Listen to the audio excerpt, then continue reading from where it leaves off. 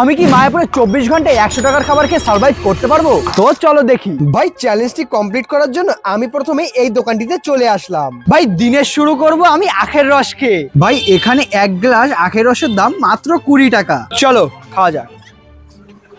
খুবই সুন্দর খেতে এটা। ভাই এখন আর আমার কাছে পড়ে আছে 80 টাকা। গাইস বাকি 80 টাকার খাবার খাওয়ার জন্য আমি চলে আসলাম এখান থেকে কুপন কিনে খাবার খাওয়ার জন্য। ভাই চ্যালেঞ্জ কমপ্লিট করার জন্য আমি এসেছি 50 টাকা দামের ফুড টোকেন নিতে। ভাই আমি এখন 50 টাকার টোকেন কিনেছি, এটা নিয়ে আমি এখন যাব খেতে। আর আমার কাছে বাঁচে 30 টাকা। দেখি 30 টাকা দিয়ে আমি কত সময় সার্ভাইভ করতে পারি। টোকেন কাটার পর আমি চলে আসলাম নামহট্ট গৃহে প্রসাদ গ্রহণ করতে।